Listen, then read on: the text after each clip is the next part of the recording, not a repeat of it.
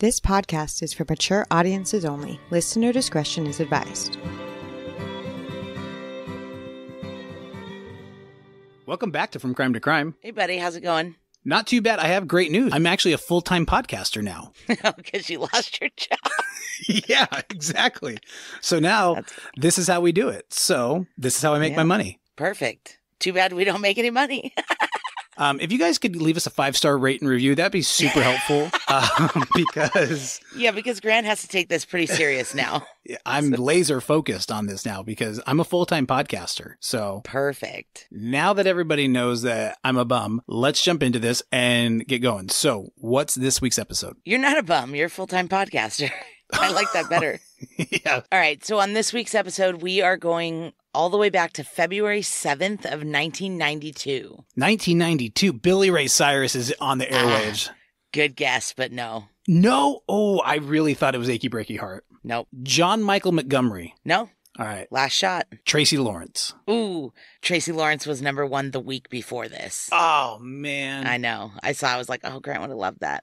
Yeah, nope, it was Doug Stone, A Jukebox with a Country Song. I have never heard of Doug Stone or that song. Oh, yes, you have. Don't be ridiculous. You say that, and then we go through this, and then I haven't. Yeah, and then I play you the song after, and you're like, oh, yeah, I do know that. It's like, yeah, I know. So we're going to Palm Beach, Florida. Ooh, drugs. Yeah. 92, Palm Beach, Florida. I'm thinking cocaine. Yeah. Surprisingly, no. There's no cocaine in this. That is a surprise. Just crazy, which is pretty normal for Florida. If they don't have cocaine, they've got gators, so. Yep. So a guy named James Cooney, who goes by Jim, he's a prominent, pretty wealthy tax attorney in Palm Beach, and he's from, like, old money. Oh, yeah. And he meets a woman named Linda in the late 1970s. And Linda is not an attorney. She's, I'm pretty sure, like a secretary in a law firm or something. And they come from pretty different backgrounds. Jim's friends describe him as responsible and calm, cool, collected. And they describe Linda as a live wire. Ooh, a live wire, huh? Yeah. And probably a gold digger, but they weren't sure at first, but they were like, obviously she's kind of... Something's going on with Linda. But, you know, opposites attract. So after a super short courtship, by 1989... Jim and Linda get married. I thought we were in 92. Well, the crime takes place in 92, Grant, but we're going back to 79 when they get married. Oh, did you say that? No, well, I mean, I just kind of went with it. Oh, okay, cool. Thought you would catch on. Well, I did now. I just want to be sure. Yeah. So after a short courtship, they get married in 79. And they have 2 sons, Kevin and Chris, but it was not all sunshine and roses. Like, Jim's life was not boring, I guess. There was always something wild going on with Linda. I mean, their marriage was rocky, to put it gingerly. Because she was always up to something, or because she was nuts, or a little bit of both, or... Both. Oh, okay. Everybody describes her as pretty mentally unstable, and emotionally unstable, and financially unstable. You know, a bit of a loose cannon, if you might. I might. I think I will. Yeah. You know, things like she would get mad at him and she got in her car and ran over a briefcase, like this leather briefcase that his dad had made for him when he graduated law school. Oh. And she like backed over it a bunch of times in the driveway just to destroy it because she was mad at him. You know, just... Oh, that's vindictive, man. Like that's nasty stuff. Yeah. So they're kind of on and off because when you do stuff like that, you know, your husband tends to move out and then... People don't want to hang out with you when you run over their things. Yeah. So they're on and off. But by 1988, they split for good. Jim's over her bullshit. And their divorce is finalized in 1988. Do we know what month? Nah, doesn't matter. Oh, okay. I just want to know how old I was. Oh, yeah, I don't know. But they were splitting custody of the kids. And that was pretty tumultuous because even though they were split up, she was still pretty unstable. So... He didn't love the way she was taking care of their sons because he didn't think she was. Doesn't sound like she probably was. Yeah, so 4 years after their divorce, in late 1991, early 1992, Jim filed to modify their custody agreement. To what? Well, he thought he was more financially and mentally capable of caring for the kids. And was he, in your opinion? I mean, When they talk about whether or not she was paying her mortgage, she would make comments to him like, well, if you were dead, I could pay it with your life insurance money. Not the ideal response, yeah. No, and it's kind of a wild thing to say to somebody that you've been divorced from for 4 years. Pretty sure you're not his beneficiary anymore, but okay. No, probably not, but also, you could say that to an ex-spouse, right? Yeah, maybe. Like, I feel like that's okay. I feel like you could say it about one, but maybe not to one, especially when he was like legitimately asking, like, are you paying your rent? Like, are you paying your mortgage? Yeah, I mean, even more so, though, I feel like that gives her not a reason, but like more reason to say something so off-putting. Like, well, if you were dead, I could pay it with your life insurance. Yeah. I mean, that's kind of but she didn't say it in the fun, jovial way that we did. She said it in the like, I'm going to kill you way, you know. I could pay it with your life insurance policy. Like, how do you say it where it's not? Because I mean, honestly, even that's kind of funny. Like, how do you tell somebody you could pay their rent with their life insurance? Well, it sounds funny, like on its face, but when there was more than one conversation about that, and she would ask other people about his life insurance and if it was up to date, and like, it was just a little much. Oh, okay. Yeah. All right. Now that I have some context, that's a little much. Beforehand, yeah, exactly. Beforehand, I should have probably thought we're on a true crime podcast, so it's probably not going to end well. Yeah. So he went to court and requested this modification of the custody. And in that modification, he asked the courts for a psychological evaluation for himself and for Linda to see who the courts thought that the boy should be living with. Because he's pretty confident that he's fine mentally, and sure, she isn't. Of course. So he's like, well, I'll take one too. We'll do the psych evals, but I'll take one too to prove that I am fit. Okay. Of course, this went over super well with Linda. She took it in stride and agreed to the whole thing. Definitely. No, she didn't. She snapped and was super pissed. That does sound more likely of what she was looking for. Yeah. She did not want to take a psychological evaluation at all. That was not something she was interested in. That's usually true for people who need a psychological evaluation. Correct. Yes, exactly. Ding, ding. You're getting this.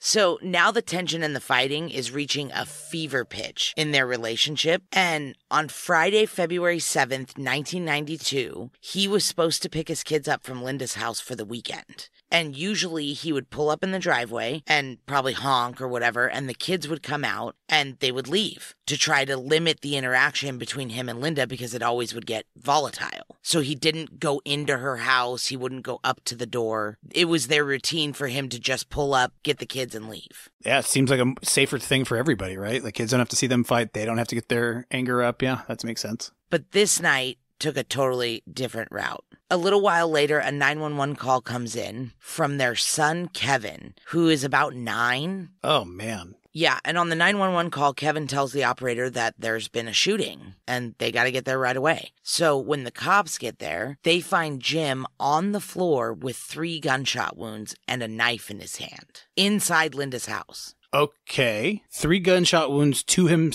in himself, and he's holding a knife. Correct. Okay. Where's Linda? Linda was in the doorway to her room, just looking into the hallway down at the police. With a gun? Yes, and the boys were in a back bedroom. Jeez. So how come Kevin called 911 and not Linda? Glad you asked.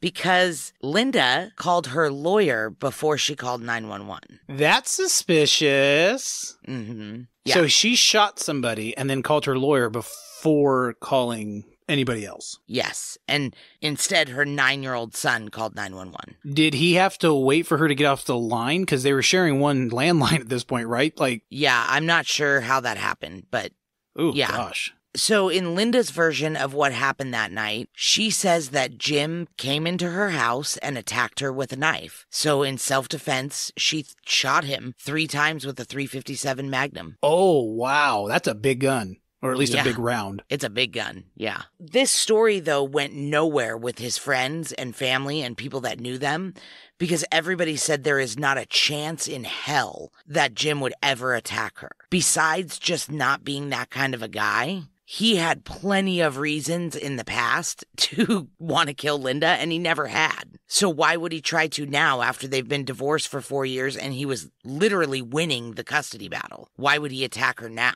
Yeah, but it sounds like she's got plenty of reason. So the police are pretty skeptical too, and after recreating the shooting with his wounds, she shot him 3 times from a few feet away, and based on the blood splatter evidence... Oh, they brought Dexter in to solve some stuff. Yeah, he was already down when she shot him the last time. Oh, wow. In a self-defense case, it's like if somebody's already down, why are you going to go up to them and shoot them? But maybe, okay.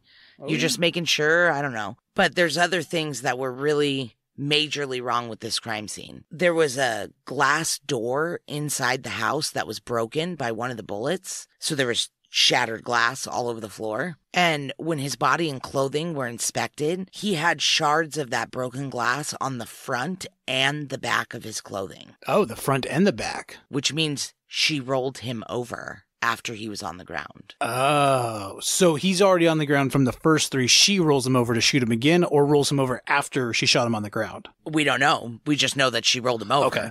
And he was shot on the ground. I think you can use your imagination to... Feels like a rolled him over and then made sure that she finished the job. But I don't know. Either way, her story isn't lining up super great, because if you kill somebody in self-defense and you're scared for your life, you're not going to go over and roll over his body. Like, you're going to run or hide. Totally. Yeah, absolutely. Yeah, she also said that he came into the house with a knife and attacked her, but the knife was from a set in the kitchen. Oh, wow. So if that was true, he would have had to come in the house, go to the kitchen first, get a knife, and then come down the hallway. For this being 1992, they're really putting all the pieces together pretty well. Yeah, that's what I thought. I thought they did a decent job here, actually. Yeah, normally we hear about these cases and they're like, yeah, they had no idea the knife was from the same set. Right? But the police also thought that the placement of the knife was sketch as fuck, because he was shot in the spine and in the head. So the investigators are like, well, I mean, would he still be holding the knife by the time he was on the ground? If you get shot in the spine... Yeah. And the head, it seems like possibly you're going to drop the knife before you hit the ground. I would certainly think so. I mean, I guess that's not proof perfect, but when you add all this stuff together, it's starting to look real weird. Well, the spine, too. I mean, that kind of goes against what she was saying about her self-defense thing, right? Yeah. Or is that the shot in the back? I don't know. We don't really know. We don't know the order of the shots. Oh, okay. Because, I mean, if it's 2, like if it's a shot in the back of the head and in the spine, then obviously he had his back to her. Mm-hmm. And I don't think that classifies as self-defense, right? Like the threat has to be imminent. Yeah, unless the first shot was to the front and then it spun him around and then she just real quick. All right. Fair enough. Yeah. We don't know. But it does seem that this attack maybe has some warning signs of being staged. But how did she get him in the house? That's what's like kind of weighing on everybody, because most people say he would not have just gone in her house. She had to have lured him in the house somehow. Yeah. I mean, what do you think? Like to fix something? Or do you think it was like a sexual like lure? Well, the police think that after they did a search of the home, they found a bullet ricochet mark in her bedroom, like on the floor instead of in the hallway. Oh. So they think that he pulled up in the driveway and that she, fired off a round in her bedroom to get him to run in the house. Oh. I mean, to be honest, with your kids in there, sure, I'm running in there. Otherwise, I'd probably run the other way. But with the kids in there, yeah, I'm probably going in too. Yeah, your 2 sons are in there with a crazy lady and you hear a gunshot, of course you're going to run in. Yeah. That's the working theory, because everybody else says it's not like she would have came out and been like, come inside, and he would have gone inside. They were not friendly. Wow. It wasn't a situation where it would have been like, do you want a glass of iced tea? Yeah. Or, I mean, I guess even to fix something like, hey, I got a clogged sink. Can you unclog it, or toilet or something? Something that a guy like that, who probably did that for her in the past, would be able to do. But it sounds like they're so far beyond that. I don't know. He's a tax attorney. He's a checkbook guy, I think. Yeah. Okay. Tax attorney. Yeah, you're right. I'm just kidding. But either way, they theorize that could be a way that she lured him into the house. He wasn't the attorney she called after she shot him, was he? No. Oh, okay. So did he grab a knife from the kitchen when he ran in to protect himself for his kids? Like, I guess that's possible. I guess it would depend on the setup of the house, right? Like, if the kitchen is, like, pretty close to the front door, okay. If the kitchen is, like, in the back, like in my house, then we have a different problem. That doesn't make any sense. Exactly. And that's kind of what I gather, because the police start to think that she placed the knife in his hands after the shooting. After he was dead, or Or was he Yes. not dead? Okay, so he was like DOA. Yeah, because Gotcha. there was other clues that something was amiss. Like that day she had called Jim a bunch of times to confirm what time he was picking up the kids, which she had never done. It was like, you know, he gets the kids at a certain time on Friday nights or whatever. But this day she called him a bunch of times to be like, you're still getting the kids tonight, right? Are you coming over at this time? Oh, that's suspicious. And this wasn't the first incident involving Linda pulling a gun on Jim. According to his friends and family, she had pulled a gun on him in the past when they were still together. At one point, even holding him at gunpoint and telling him that he had to dance for her. Oh, that's weird. Yeah, or that she would shoot him. That's weird. That's really, really weird. Yeah, and apparently that was the last day they lived together. That was the last straw for Jay. He's like, I can't. This is crazy. I mean, I think that's honestly, I was like, wow, what's this guy doing? But yeah, I think that's fair, man. Like, yeah, that's scary stuff. Yeah, apparently he's not much of a dancer. So he moved out. Yeah. But her story didn't change, though. She said it was self-defense and that he was abusive in the past. I guess there's not really any witnesses to that because the kids aren't very good witnesses. They're kids, for one, and they're traumatized. Oh, my God, yeah. Yeah, and they say, you know, when this happened, they didn't really see anything. They were in the back room, so they don't really know. But everybody else in their lives is like, there is no way Jim was abusive. Not a chance. He was not that kind of guy. So during the investigation, they also learned that, she, like I told you before, that she had brought up his life insurance policy a bunch of times. Too many times, honestly, from what like we were talking about earlier. Yeah, and she had found out that he had changed the beneficiary of his $1 million life insurance policy to his two sons. Oh. But if she has custody of his two sons, she would have access to that money. That's very true. Wow. Yeah. Also, the psychiatric evaluation was weighing pretty heavy on her because it's pretty obvious that he was more mentally stable than her and financially stable. If it wasn't obvious yet, it's obvious now. Yeah. But if she went through with that and lost custody, she would lose access to any life insurance if she did kill him, for one. But she also wouldn't get her child support or any of that stuff if she lost custody of them. Yeah. Wow. That's a lot. Yeah. So when they went to do the GSR testing on his hands and all that stuff, and on her hands even, there was gunshot residue on his hands and the palms of his hands, but not on the knife. So walk me through this then. So if his hands were in an up defensive position, like, oh my God, don't shoot me, with his hands up, then he would get gunshot residue on his hands and the palms, but there was no gunshot residue on the knife. So if he had a knife in his hand that has gunshot residue on it, why is there no GSR on the knife? Yeah. Oh, damn. Yeah, this is blowing up big time. This is really lining up really well for Linda. Yeah. All these things that they find and the crime scene and all the witnesses and everything, it was enough for a grand jury to return an indictment for Linda. And she was charged with first-degree murder. They believe she set this whole thing up. I mean, I'm pretty convinced beyond a reasonable doubt that she did it, and I don't even have all the evidence, so... Yeah, and she was arrested. Everybody was relieved. But then her attorneys got her out on bail while she was awaiting trial. And this is when her defense strategy kind of started to come together, and we learned that Kevin, their son, would be the main witness, which everybody was kind of like, well, okay, whatever, because isn't that dude 9? Yeah, he's 9, and that's not a good idea because traumatized kids don't make good witnesses, and he didn't see anything. He was in a bedroom. Right. Even on the 911 call, he says he didn't see it on the call. Oh, good. But her defense is she was going to claim that Jim was horribly abusive and that he attacked her that night with a knife and she shot him in self-defense. Wow. So this trial ends up being pretty public. It was even aired on Court TV, which was kind of new back then, airing trials on TV. I didn't realize Court TV was that old. Yeah. I didn't even look up when they started, but yeah, it was on Court. The trial was on Court TV. Was this like when cable kind of first landed, I guess? Cable TV? Maybe.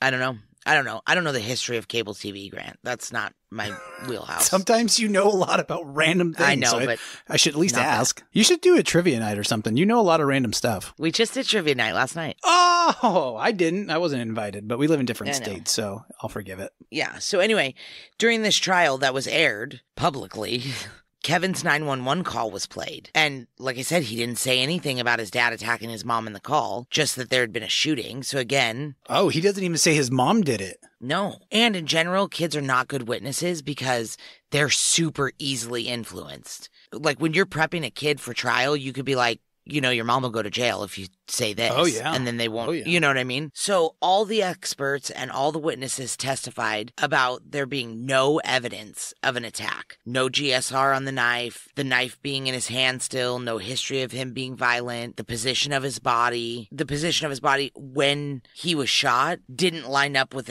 any kind of attack position. And everybody's saying that they heard her talk about the life insurance multiple times. Like, this is not going well for Linda. Like, it's pretty clear she killed her husband. And they definitely laid out a case that, at the very least, she had been a nightmare of a wife for some time. And that Jim was making headway on proving that she was not fit to be the primary parent and that he was probably going to get custody. Like, they were doing a really good job of proving that she's crazy enough to do this. She had the motive to do it. She had the means to do it. You know, they're putting on a really good case. But some of the witnesses' testimony was blocked by the defense attorneys and the judge. So they didn't get to hear everything, but they heard a lot. And everything was going on the prosecution's side until Kevin Cooney was called to the stand, which was Jim and Linda's son. And he gave testimony in his mother's defense and said on the stand that he saw something shiny in his dad's hand, implying that it was a knife. Yeah. I did not think this case was going to go this way. And I hate when you do this, but you love when you do this, so. I know. Yeah. But like I said, this is the problem with child witnesses because they're easily coached on what to say. Yeah. Like, he had never said that before. And then he was prepared for trial by the defense attorneys. And now all of a sudden his story is different. And so, couldn't something shiny in his hands easily be a watch? A watch face near his hand shiny? You know what I mean? Like, either way, it was clear that he was scared of his mom going to jail. I mean, that's yeah, of course. Clear that he was trying to make sure that the jury understood that, like, if she goes to jail, that's it. I'm an orphan. Yeah. Oh, God. Yeah. And it pulled on the jury because this little boy already lost his dad. Yeah. And now he's up there trying to defend his mom. It's heartbreaking. So when the trial's over, based on all the witnesses except Kevin, it was clear that she lured Jim inside the house, shoots him because she wanted the life insurance money and she wanted custody. And if he was dead, all of her problems would go away. So when the jury came back with their verdict, no one would have been shocked if she was convicted. But it turns out that the jury was really affected by Kevin's testimony and they were conflicted about leaving this little boy's orphan. So they returned a verdict of not guilty. Really? Yeah. Wow. Yeah, so Linda walked out of the courtroom a free woman, and she got custody of her sons back and just rode off into the sunset. That's it, huh? Okay, so what happened? I mean, it's not it, but... Okay, good. Well, I was just going to ask, so what happened that later convicted her? Because I don't think you can leave me hanging like this. Well, we don't hear a lot about the next 20 years. So from 20 years? No kidding. Yeah, I mean, this happened in 92. Whoa. And really the only thing we hear is that they moved to Las Vegas. The boys grew up, obviously, turned into men. Kevin is 6'9" and a bouncer at a club, and Chris became a police officer. No kidding. Yeah, and 6'9" is huge. Yeah, I know. And we literally don't hear a lot. There's almost nothing about their life in the years after the murder until June 2011. Linda was arrested again. Oh. Okay, I'm listening. For another shooting. Of a person or just in general? No, of a person. Okay. So on June 28th, 2011, Linda shot her son, Kevin Cooney. What? With the same .357 that she had shot his dad and killed him with almost 20 years before. Holy shit. I got questions, but I'm sure you have some info, so give it to me. So he survived the shooting and was in the hospital for a pretty significant amount of time. And the shooting resulted in him being paralyzed. And in the beginning, he tells people what happened, that apparently his mom's pretty controlling, sort of like a Norman Bates deal. You know, I mean, her grown sons in their 30s are still living with their mom, and she has the doors off the hinges and shit for their bedrooms so they don't have privacy. It's weird stuff going on. Sounds pretty weird stuff, yeah. Yeah, and apparently she didn't like it when they dated, and she took issue because Kevin had a girlfriend and she didn't like her, and that's what they were arguing about. I mean, she wasn't going to like any girlfriend he had, right? Right. Yeah, totally. That's what I So thought. he says, he tells people, yeah, she shot me. We were arguing and she shot me. So he's in a wheelchair by the time that she goes to trial. Jeez, where'd she shoot him? In the neck. Yeah, he's paralyzed. What? For sure, yeah. He's paralyzed, yep. She shot her son in the neck? Yeah, with the same gun that she killed his dad with. Isn't that crazy? Dude! I know, but because she got off, they gave her the gun back. Oh my God. So he's in a wheelchair now by the time she goes to trial. So once again, Kevin has to testify at a trial for his mom about shooting somebody. But by the time they go to trial, once again, he changes his story and he says that he attacked her and that they struggled for the gun and he shot himself in the neck. No. Uh-huh. Well, I mean, again, dude, kids are going to really be willing to do anything for their mom, right? Like, yeah, but especially with whatever kind of weird, fucked up relationship was going on here. Yeah. Yeah. Oh, yeah. I mean, can you imagine being that girlfriend and being like, oh, okay, I'm dating this guy who lives with his parents. Okay. Weird, but understandable. And going over there and be like, where's your door? Like, my mom doesn't let me have one. Okay. I'm leaving. Exactly. So the judge and the jury didn't buy this testimony either. They were like, yeah, clearly he's an abused person. Like, obviously, he's not a little kid anymore. He's 30, and he's a big kid. But, it was clear that he had been abused by her for years. And so she was convicted, and she was sentenced to 13 to 41 years in prison. Finally. Yeah, so finally. She goes to prison in the end. But, like, it didn't have to happen like that. She got 20 extra years out and about to shoot her son. Yeah. Obviously, I was just joking when I said the end, so. Oh, I thought you were serious because I was like, yeah, that makes sense. She went to prison and that's where it ends. It should make sense. She got a 13 to 4. Yeah. She got a 13 to 41 year sentence. That should be the end. She should be in prison. That's why I thought it was over. Yeah. Except in 2017, her conviction was overturned. What? Because on appeal, her attorneys proved that the prosecution shouldn't have been allowed to talk about the fact that she killed her husband in 92. What? During her trial for shooting her son, because she was acquitted. So they were like, that should have never been able to be brought up. But that seems like pretty relevant to the case. 100%, yeah. But she was acquitted. So technically, by law terms, they shouldn't have been able to bring that up. And so she wins her appeal and her conviction's overturned. Unbelievable. But the state's still like, well, you still shot your kid, so we're going to retry you, obviously. But they did some kind of negotiations. And in 2022, instead of being retried for the crime of shooting her son, she took an Alford plea and was released from prison. And an Alford plea, if I remember correctly, is admitting you did something without admitting you did something, right? It's pleading guilty without admitting guilt. Normally, when you plead guilty, you have to openly say in court that you did the crime. An Alford plea is where you can plead guilty by saying that you think the state has enough to convict you, but that you're not actually guilty. You're not saying that you did it. You're saying that the state has enough to convict you. So you don't want to go to trial. That's a really good explanation, actually. That actually kind of makes more sense. Because if I remember correctly, that's how the West Memphis 3, that's how they also got out too, right? Yeah. Yep. It's a way that the state does things to not get sued. And not be wrong. Like this way they're not wrong, but they're not right, but they're not wrong. On paper, they're not wrong. Yeah. So she was released from prison in 2022, and she still lives in Vegas, presumably with her sons, who have a weird relationship with their mom. Man. Yeah, that's the story of Linda Cooney and how she shot her husband and her son with the same gun and isn't in prison for either one. That is a wild case. Ah. That case, actually, it reminds me of another one. Do you remember that short fortune teller who escaped from prison? The small, medium, at large? That was a dumb one. All right. It was a dumb one, but it was pretty good. It was pretty good. All right. Love you. I love you too. I'll talk to you later. Okay, bye. Bye. This podcast has been a production of Orange Halo Media, LLC, hosted by Grant and Erica. If you enjoyed the show, please rate and review wherever you listen to your podcasts. To chat with us, go to From Crime to Crime on Instagram, From Crime to Crime on TikTok, From Crime, 2 Crime on Twitter, or you can visit our website at FromCrime2Crime.com. See you next Wednesday.